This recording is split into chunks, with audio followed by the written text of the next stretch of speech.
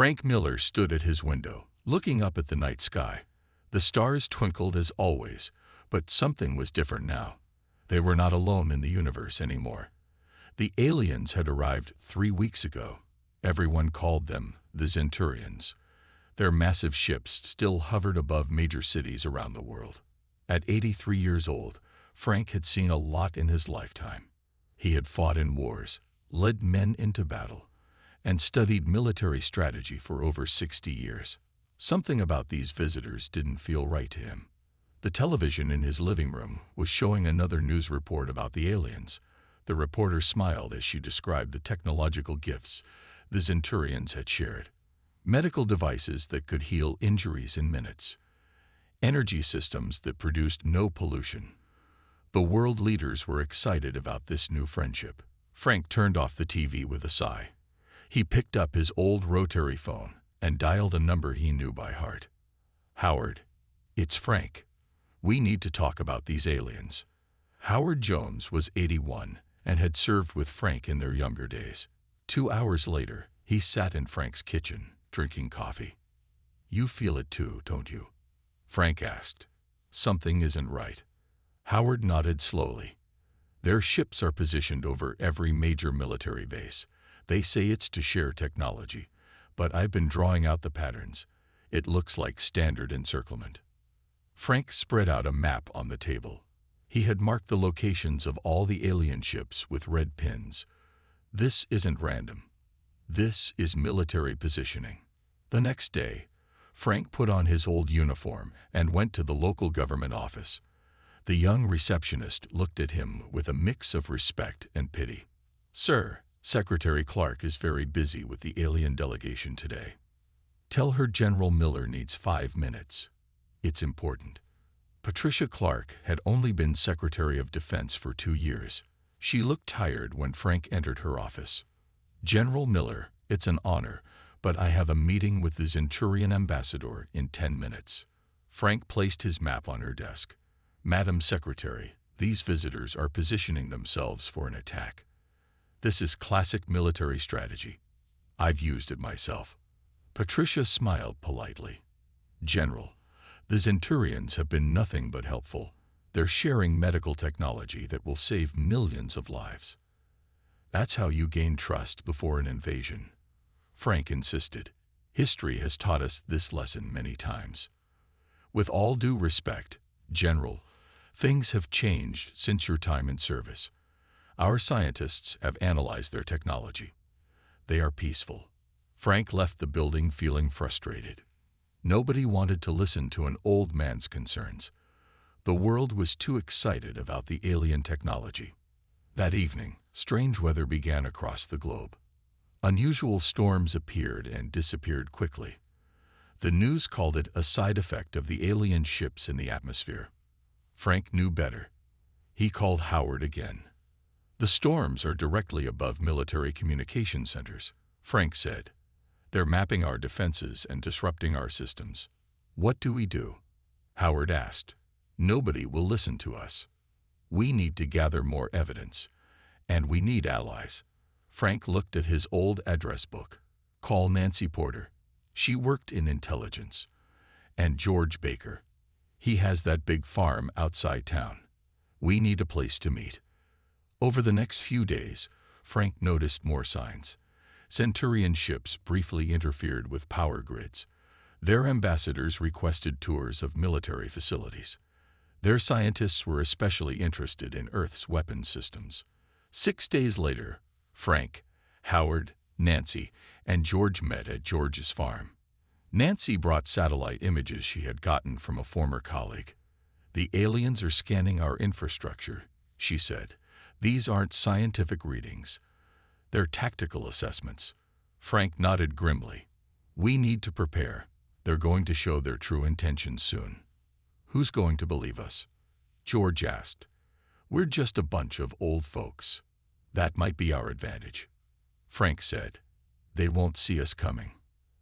As they talked, a bright light flashed across the sky. All over the world, electronic systems began to fail. The invasion had begun. 6 months had passed since the Zenturians arrived on Earth. Frank and his friends watched from George's farmhouse as the aliens' true plan unfolded. The television showed emergency broadcasts from around the world. "This is not a test," said a frightened reporter. "The Zenturian ships have activated some kind of energy field.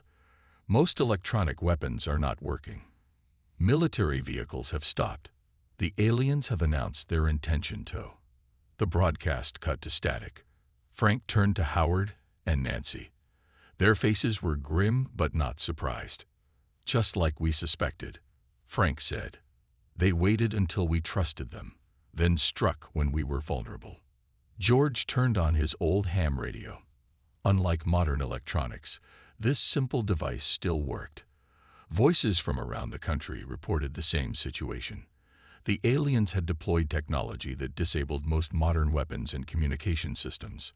Governments worldwide were in chaos. Nancy looked out the window. 6 months. That's how long it took them to map our defenses and prepare. A new transmission came through the radio. It was the voice of the Zenturian commander, Vexlar. "People of Earth," the alien voice said, "your planet is now under Zenturian control.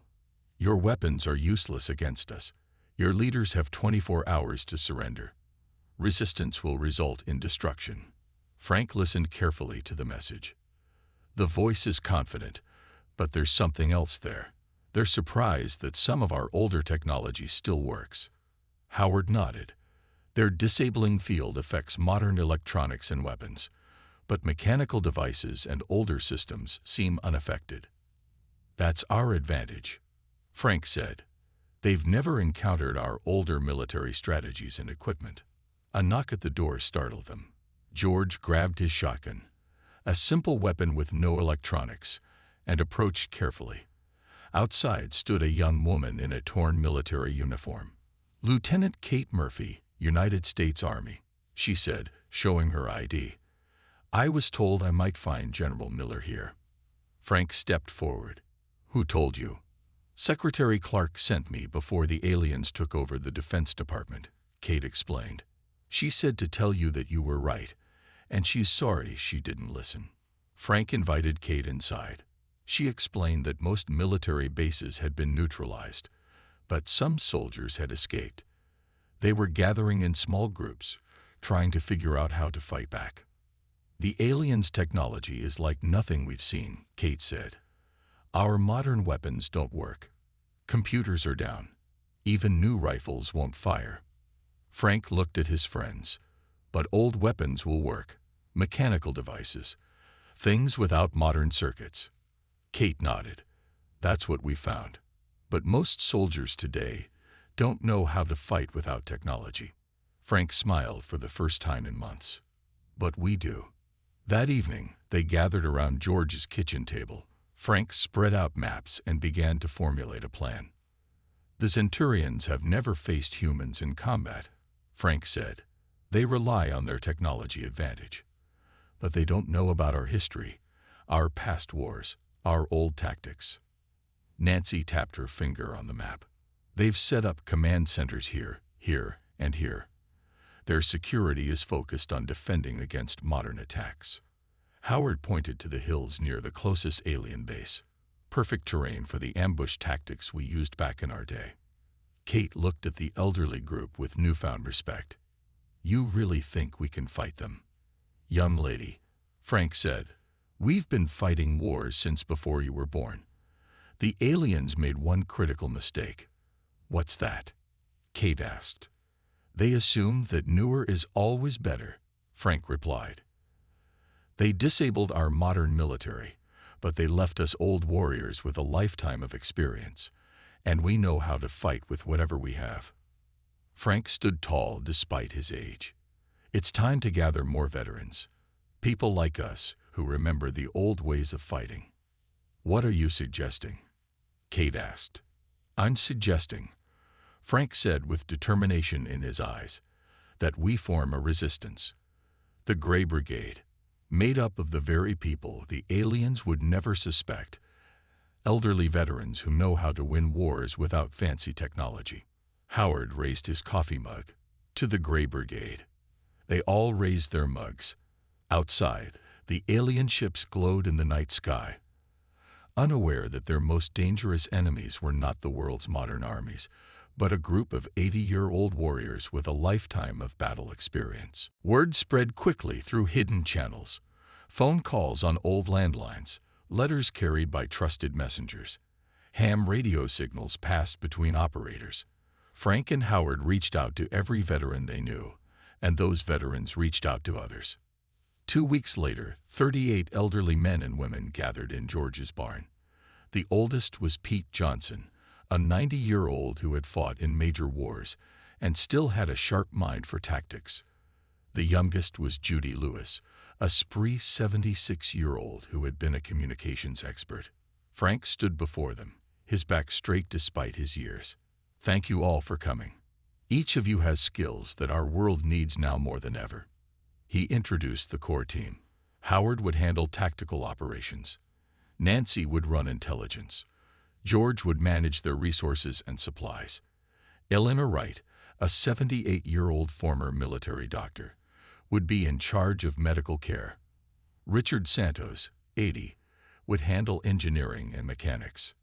Together, Frank said, "We are the Gray Brigade."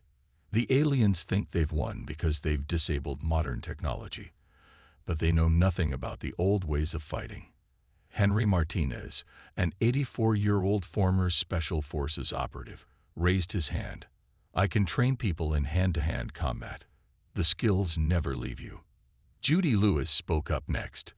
"I can set up communication systems using Morse code and old radio equipment. The aliens won't understand what we're doing."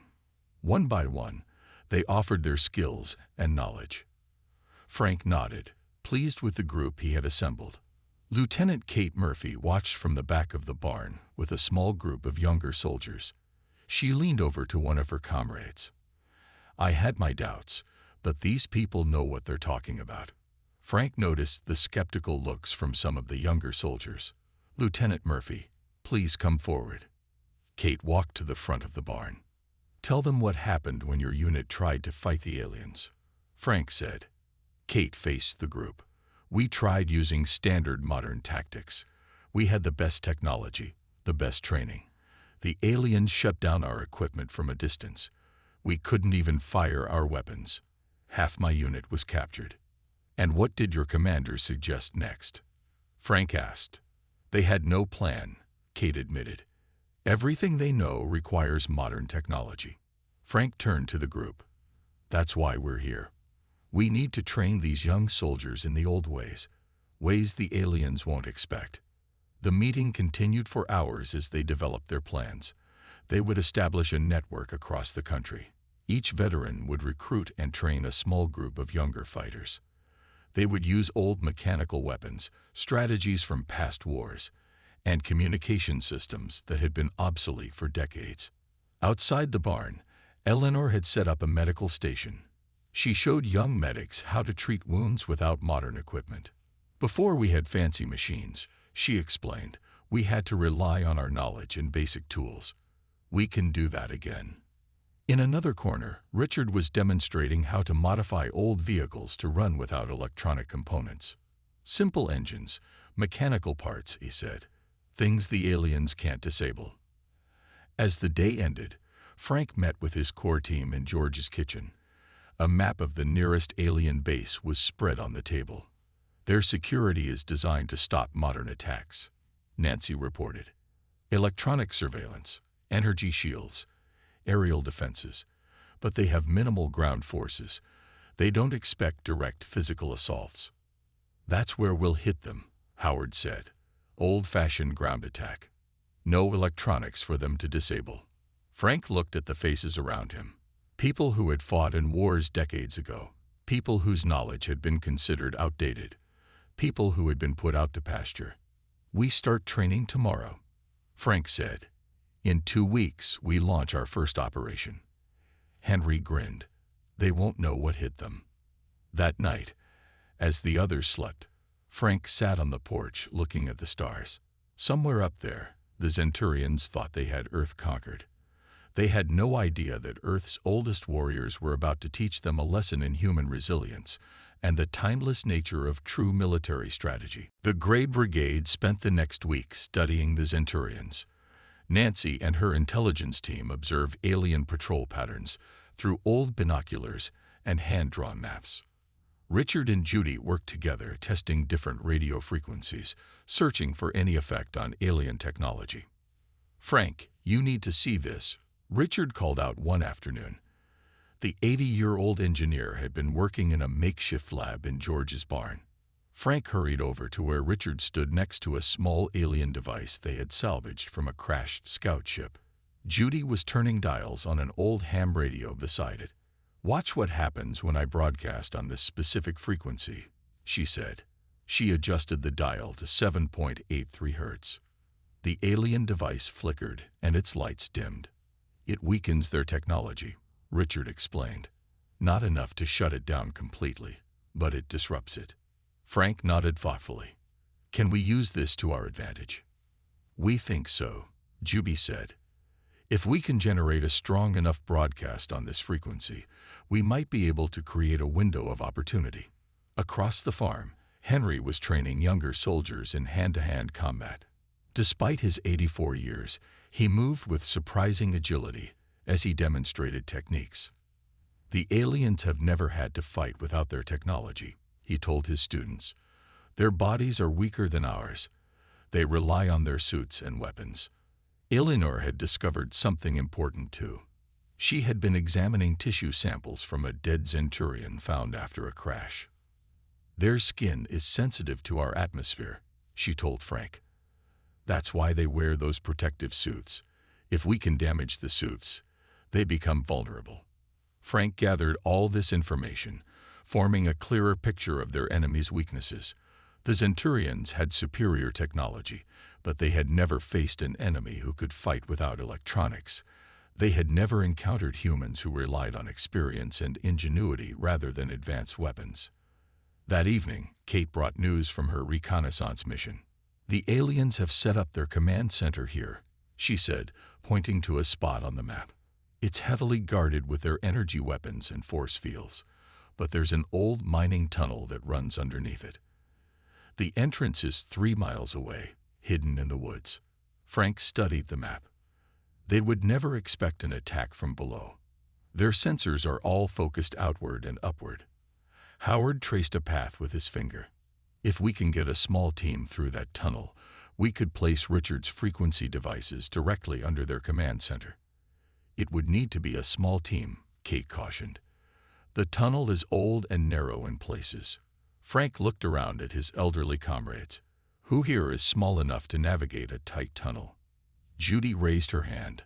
"I'm only 5'2", and I was a cave explorer in my younger days." "I'll go with her," Henry volunteered. "I've been in worse places during my Special Forces days." Frank nodded. "Good. Howard will coordinate from outside. The rest of us will create a diversion to keep their attention elsewhere." That night, Frank finalized what they called Operation Checkmate. It would be their first direct attack against the aliens. If successful, it would prove that humans could fight back. As they prepared their equipment, old weapons, mechanical devices, radio equipment that the aliens couldn't disable, Frank noticed something remarkable. The elderly veterans moved with new energy and purpose.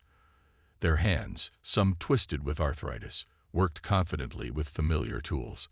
Their eyes, some failing with age, shone with determination. "We may be old," Nancy said, catching Frank's thoughtful look, "but we're exactly what Earth needs right now." The next morning, as dawn broke over the farm, the Grey Brigade loaded their equipment into vehicles modified by Richard to run without electronic components. Simple engines, mechanical parts, nothing the aliens could shut down remotely. Frank stood before them, his white hair gleaming in the early light. "Today we show the Zenturians that humanity is not defeated. We fight not just with weapons, but with wisdom earned over lifetimes." The old warriors nodded solemnly. They have fought in many wars throughout their long lives. Now they would fight one more time, not for territory or politics, but for the very survival of their species. Operation Checkmate began at dawn. Frank watched from a hidden position on a hillside as his plan unfolded.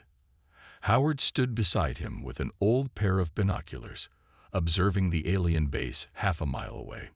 Team 1 is in position, Howard reported, using a hand-cranked field telephone that ran on wires they had laid the night before. Frank nodded and picked up the receiver. Team 2, status. Ready and waiting, came Richard's voice. He was with a group of veterans 2 miles east of the base, preparing the diversion. Team 3, Frank asked. Entering the tunnel now, Judy replied. Her voice was faint but determined. She and Henry had started their long crawl through the old mining passage that would take them under the alien command center. Frank took a deep breath. Begin Phase 1. On the east side of the alien base, Richard's team put their plan into action. They had prepared several old farm tractors and trucks, removing all electronic parts so they would still run. The vehicles began moving toward the base, appearing on the alien sensors as a small attacking force. As expected, the Zenturians responded immediately. Several of their scout ships rose from the base and moved to intercept the approaching vehicles. They took the bait, Howard said, watching through the binoculars. Those ships are heading east, away from the tunnel entrance. Frank activated the field telephone again. Team 3, proceed to Phase 2. Underground, Judy and Henry crawled through the narrow tunnel. Despite their age, they moved steadily forward. Judy led the way, her small frame easily fitting through tight spaces. Henry followed, carrying the special radio device Richard had built.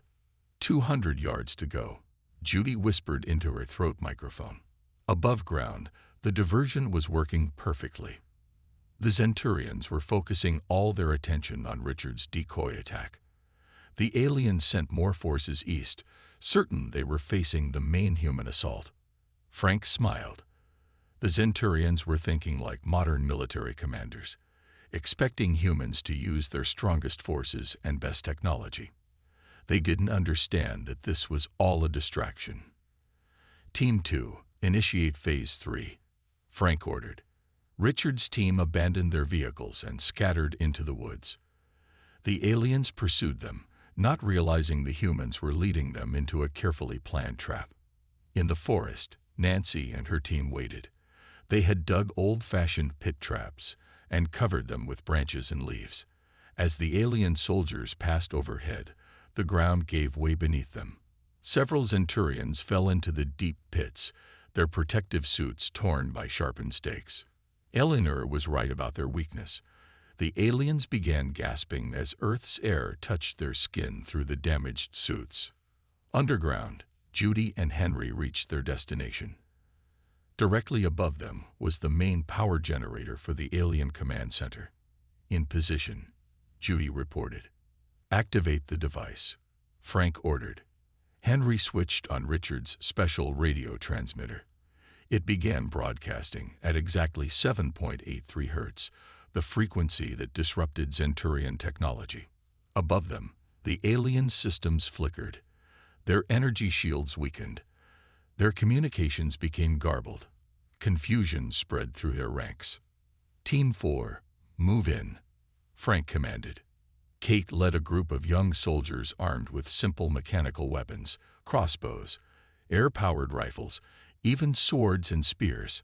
They rushed toward the alien base while its defenses were compromised. Frank and Howard moved forward with their own team, approaching from the west.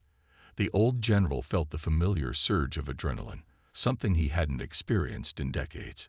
Inside the command center, the Zenturian leader, Vexlar, couldn't understand what was happening. Their advanced systems were failing against an enemy that should have been helpless. How are they doing this? He demanded of his officers. Their weapons should not function. One of his commanders brought him a captured human weapon, a simple crossbow. They are using primitive tools, the commander said, weapons that operate without electronic components. Vexlar stared at the crossbow, not comprehending how humans could mount an effective attack with such outdated technology. Outside, Frank's forces breached the perimeter of the base. Elderly veterans fought alongside younger soldiers, using strategies from wars long past. They moved in coordinated patterns that confused the aliens, who were trained to fight against modern military formations. By midday, Frank stood at the entrance to the alien command center. The first phase of Operation Checkmate was complete. They had captured a Zenturian outpost, the first human victory in the war. News of the Brigade's victory spread quickly. Frank made sure of it. They used ham radios, word of mouth, and even old printing presses to share their success story. Within days, small resistance groups formed across the country. At George's farm, which was now their headquarters, Frank met with his team. The captured alien base had provided valuable information and technology to study. The aliens are angry, Nancy reported. She had been monitoring Zenturian communications with equipment Richard modified. They've never been defeated before. They don't understand how we did it. Frank smiled. Good. Confusion leads to mistakes. Richard had been studying the captured alien technology. Their systems are actually quite simple once you understand them. They rely on a central network. If we can disrupt that network, we can disable their entire operation. But they'll be ready for our frequency trick next time, Judy pointed out. Then we'll need new tricks, Frank said. That's our advantage. We have centuries of military history to draw from. They only know one way to fight. Eleanor entered the room with a serious look on her face. We have visitors. Frank and Howard followed her outside. 3 vehicles approached the farm, old trucks without electronic parts. When they stopped, a tall elderly woman stepped out of the lead vehicle. General Miller, she asked, approaching Frank. I'm Margaret Pierce, former British Special Forces. We heard about your victory. Frank shook her hand. Welcome to the Gray Brigade. More people exited the vehicles. Most were elderly, but a few younger soldiers accompanied them. News of your success reached our group in Chicago, Margaret explained. We've been fighting our own small battles against the aliens. When we heard about your methods, we came to learn. Inside the farmhouse, Margaret shared her own experiences fighting the Zenturians. Her group had developed different tactics but faced the same challenges. The aliens have bases across Europe too, she said. My contacts there report similar resistance groups forming. Frank unfolded a large world map on the table. We need to coordinate our efforts. The Zenturians control major cities and military installations, but their forces are spread thin in rural areas. Howard pointed to various locations. If we can establish resistance cells here, and here, we can create a network. We need to train more people, Henry added. Most younger soldiers don't know how to fight without modern weapons. That's where we come in, said a new voice. An elderly Japanese man stepped forward from Margaret's group. Kenji Ito. He introduced himself with a slight bow. Former Japanese Defense Force. I specialized in training. Frank nodded in respect. We need all the help we can get. Over the next week, more veterans arrived at the farm. Some came from hundreds of miles away, traveling by whatever means they could find. Horses, bicycles, old cars modified to run without electronics. Each newcomer brought unique skills and knowledge. A 78-year-old former Navy captain knew ancient navigation techniques using stars and maps. An 82-year-old retired Army engineer understood how to build fortifications with minimal materials. Frank organized them into training units. Each elderly veteran would teach their skills to a group of younger fighters. The farm became a school of forgotten warfare. One evening, as the sun set over the fields, Kate found Frank sitting alone on the porch. The aliens hit New York harder today, she said quietly. They're punishing civilians for our attacks. Frank nodded grimly. We expected that. Tyrants always target the innocent when they can't defeat the fighters. Some people are questioning our methods, Kate admitted.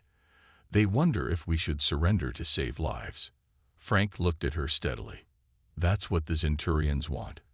Fear is their weapon now. But history has taught us that freedom requires sacrifice. The young soldiers look up to you, Kate said. They see how you and the other veterans keep going despite the physical challenges. Frank smiled slightly. Pain is an old friend at my age. We've learned to work around it. Inside the house, the leaders of the Grey Brigade were planning their next operation. This one would be larger, targeting multiple alien installations simultaneously. We'll need to coordinate with other resistance groups, Howard was saying as Frank entered. And we'll need more of Richard's frequency devices, Nancy added. Frank looked around at the gathering of elderly warriors.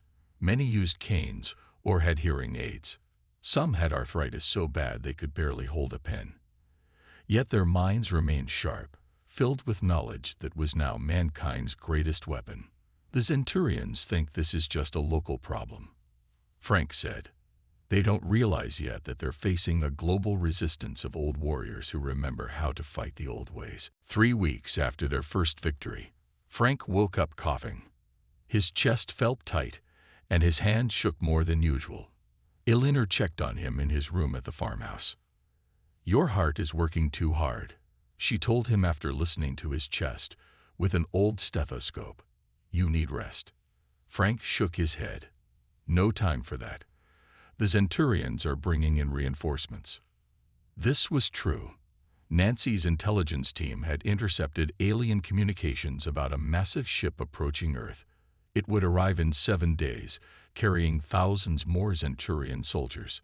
Despite his health, Frank pushed himself to complete their plans for what they called Operation Final Gambit. It would be their most ambitious mission yet, a coordinated global attack on the aliens' main command ships. That afternoon, the Grey Brigade leaders gathered in the barn. Maps covered the walls, showing Zenturian positions around the world. Red strings connected various locations, representing communication lines between resistance groups. "Our forces are ready in Europe," Margaret reported over the radio. "Kenji's teams in Asia are prepared as well." Howard looked concerned as Frank entered the barn. "You should be resting," he said to his old friend. "I'll rest when Earth is free," Frank replied, but his voice was weaker than before.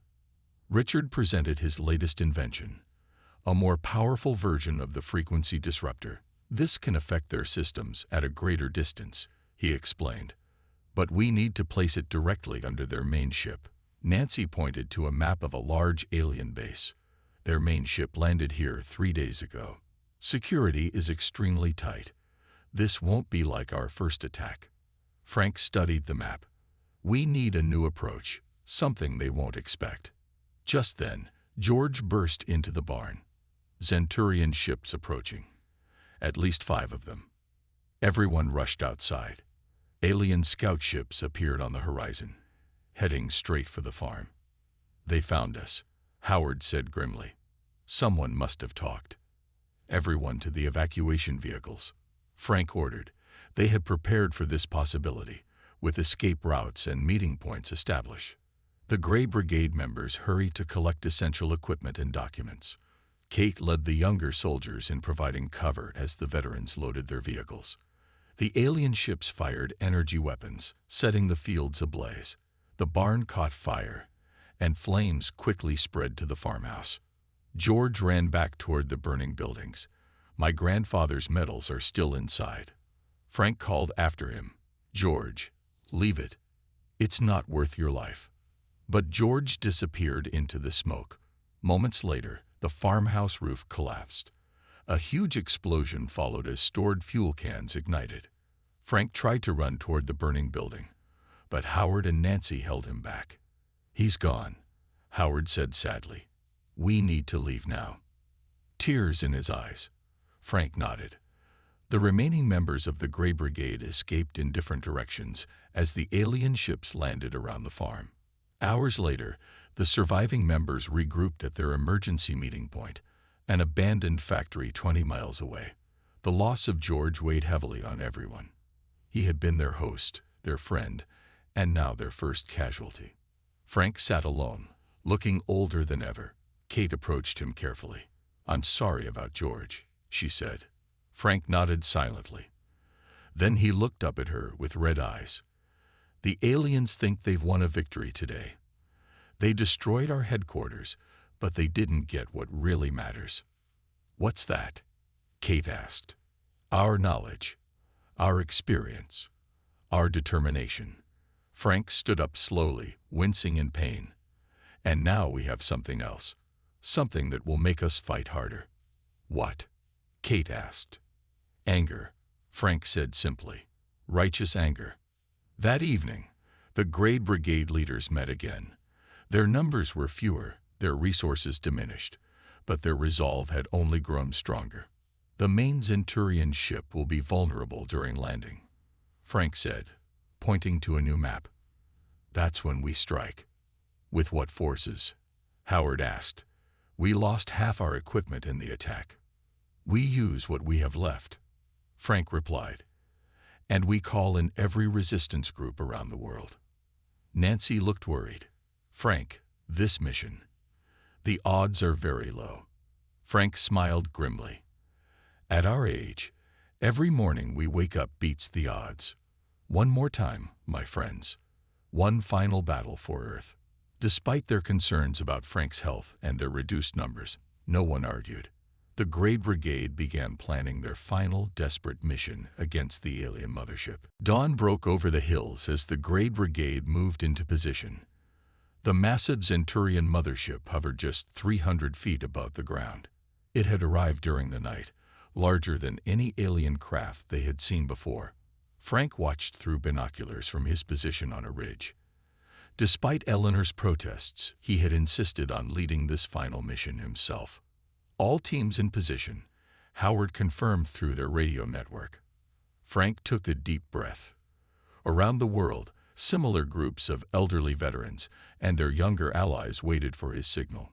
This would be a coordinated global attack, hitting the aliens at multiple points simultaneously. "Begin Operation Final Gambit," Frank ordered. The first phase started immediately. In 12 locations around the world, resistance groups activated Richard's frequency disruptors. The devices broadcast on the specific frequency that interfered with Zenturian technology. Aboard the mothership, Commander Vexlar noticed the disruption in their systems. "The humans are attacking again," he told his officers. "Dispatch fighters to all major resistance locations." This was exactly what Frank had anticipated. The Zenturians sent their forces outward, leaving the mothership with minimal protection. "Phase 2, Frank commanded. Henry led a small team directly beneath the mothership.